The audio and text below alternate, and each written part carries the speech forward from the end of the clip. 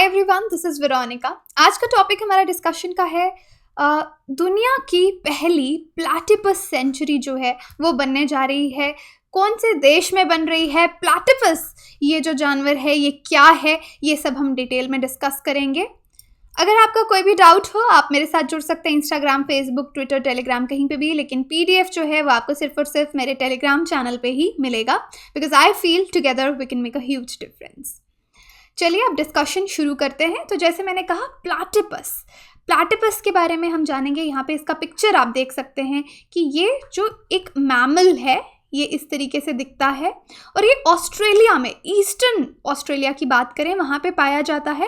और ऑस्ट्रेलिया ही अब सोच रहा है कि वर्ल्ड की पहली प्लैटिपस सेंचुरी जो है वो बनाने जा रहा है। ऑलरेडी इनको जू में कैप्टिव ब्रीडिंग भी कई बार करवाते हैं, लेकिन अब एक सेंचुरी जो डेडिकेटेड होगी प्लैटिपस के लिए वो बनाने जा रहा है ऑस्ट्रेलिया। अब ये जो प्लैटिपस है, अगर आप वाइल्ड में देखेंगे, वाइल्ड फॉरेस्ट में जाके, तो ये आपको इतनी ईजिली नहीं दिखेगा, क्योंकि अगर इसकी नेचर की बात करें तो बहुत ही रिक्लूसिव नेचर है। रिक्लूसिव यानी दूसरों की कंपनी ये एनिमल्स अवॉइड करते हैं, थोड़े से एसोशल होते हैं।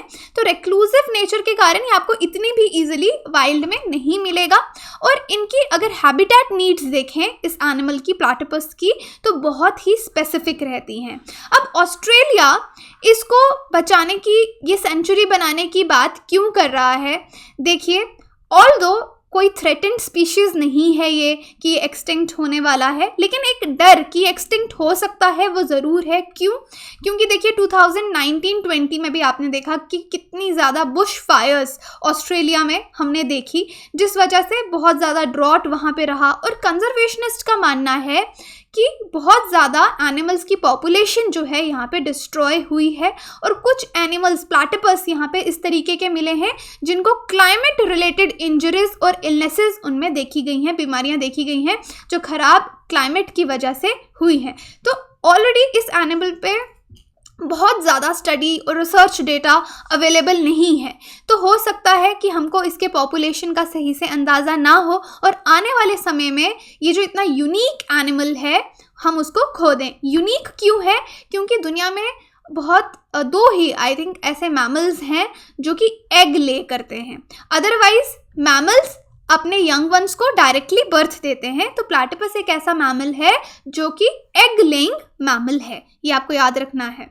अब डक बिल्ड प्लैटिपस भी इसको बोलते हैं। तो यहाँ पे बोला कि क्लाइमेट चेंज की वजह से हो सकता है कि ये एक्सटिंक्ट हो जाए, इसलिए कंजर्वेशनिस्ट ये सल्यूशन लेके आए हैं कि हम इसको सेंचुरी बनाएंगे। और डेफिनेटली जब कोई चीज़ की प्रोटेक्टेड एरिया में कोई एनिमल आ जाता है तो उसके लिए कंजर्वेशन एफर्ट्स इंक्रीज हो जाते हैं।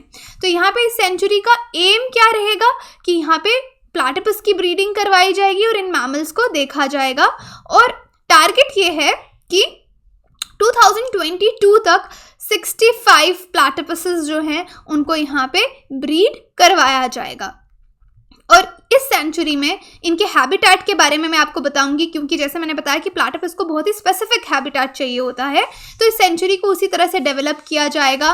बरोज, पॉन्ड्स, जो भी चीज़ें इनके हैबिटेट से मिलती जुलती होंगी वो इनको दी जाएंगी। अब प्लैटिपस के बारे में थोड़ा सा जानते हैं। ये आप देख सकते हैं पिक्चर में, प्लैटिपस ही है, डकबिल प्लैटिपस इसको बोलेंगे। ये सेमी एक्वाटिक एनिमल है। सेमी एक्वाटिक का मतलब कि पानी में भी रहता है और ये लैंड पे रिवर बेड्स के साथ में भी रहता है। और ये ऑस्ट्रेलिया में, ईस्टर्न ऑस्ट्रेलिया, तस्मानिया को भी इंक्लूड कर लीजिए, वहाँ पे ये पाया जाता है। अब ये जो प्लैटिपस है इसकी पूरी फैमिली जो है उसका ये इकलौता लिविंग रिप्रेजेंटेटिव है। बाकी अब फॉसिल रिकॉर्ड्स में ही मिलते हैं। और इनके जो फॉसिल्स हमको एंशिएंट फॉसिल्स मिले वो दिखाते हैं कि अब इनका साइज़ जैसे एवोल्यूशन की वजह से छोटा हो गया है। पहले प्लैटिपस जो थे उनका साइज़ काफ़ी ज़्यादा ह्यूज रहता था। अब प्लैटिपस जो है इसको क्लासिफाई किया गया है प्रोटेक्टेड स्पीशीज़ में। किस में आता है? प्रोटेक्टेड स्पीशीज़ में आता है, ऑस्ट्रेलिया में। और ऐसा माना जाता है कि अब इसकी पॉपुलेशन पे अगर हमने ध्यान नहीं दिया तो आने वाले समय में ये एक्सटिंक्ट हो सकता है। थोड़ा सा साइज की बात करें तो प्लैटिपस का साइज ऑलमोस्ट 15 इंचेस रहता है, that is 38 centimetres from its head to end of its rump. Tail इसकी एडिशनल 5 इंच की होती है, अराउंड 13 सेंटीमीटर। वेट की बात करें तो 1.4 केजी तक इसका वेट होता है। और इसमें से कुछ जो प्लैटिपस हैं उनको ऑस्ट्रेलियन प्लैटिपस कंजर्वेटरी में भी ब्रीड करवाया जाता है। और जैसे मैंने आपको बताया, इनके जो फॉसिल्स थे एंशिएंट प्लैटिपस के, वो काफ़ी बड़े थे, 3.3 फीट तक लॉन्ग वो पाए जाते थे। अब इनके हैबिटेट की मैंने बात की, क्योंकि जो सेंचुरी में इनके हैबिटेट की बात की जा रही है कि एक बहुत सिमिलर हैबिटेट इनको नेचुरल जैसा दिया जाएगा। अब प्लैटिपस, जैसे आपको पता है, बहुत स्मॉल एरिया जो वर्ल्ड का है वहाँ पे पाए जाते हैं, स्पेसिफिकली ईस्टर्न ऑस्ट्रेलिया, तस्मानिया वाले रीजन्स में। इनका घर कहाँ पे है हैबिटेट? फ्रेश वाटर एरियाज़ में, जो आइलैंड ऑफ तस्मानिया इसके आसपास, या eastern coast of Australia, southern eastern coast of Australia जो है वहाँ पे ये पाए जाते हैं। While they are in water a lot, they will also waddle on to river banks. तो सेमी एक्वाटिक इसीलिए कहा जाता है क्योंकि पानी में ज़्यादा रहते हैं, लेकिन रिवर बैंक्स के साइड पे भी जाके रहते हैं, बरोज़ वहाँ पे बनाते हैं अपने क्लॉज के साथ। और अगर आप इनके बरोज़ को देखेंगे, वहाँ पे टनल्स मिलेंगे आपको, रूम्स मिलेंगे, चैम्बर्स मिलेंगे, जो ये खुद अपने क्लॉज से बरो कर करके वहाँ पे बनाते हैं। और उसके बाद प्लैटिपस जो है वो रॉक, लेजेस, रूट्स और डेब्रिस इनके अंदर भी रहते हैं। ईटिंग हैबिट्स देखिए तो ये कार्निवोरस है, इसका मतलब ये मीट खाते हैं, प्लांट्स नहीं खाते। और ये अपने फूड के लिए ज़्यादातर पानी में ही शिकार करते हैं।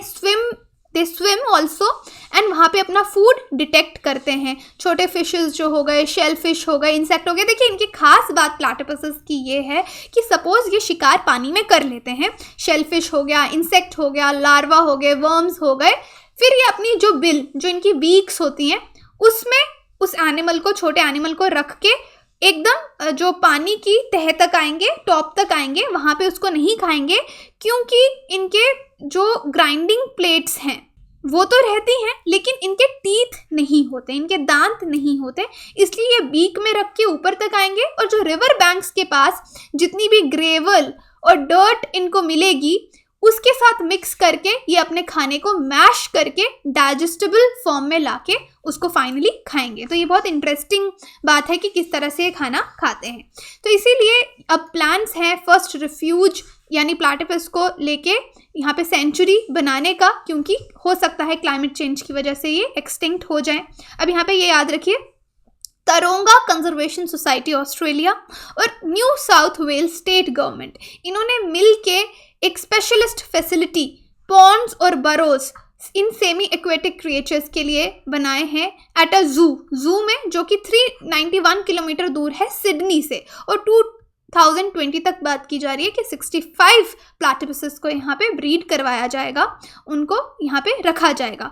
तो ये चीज़ मैं 65 प्लैटिपस वाली आपको पहले भी बता चुकी थी, लेकिन कौन कर रहा है ये? तरोंगा कंजर्वेशन सोसाइटी और साउथ वेल्स की स्टेट गवर्नमेंट।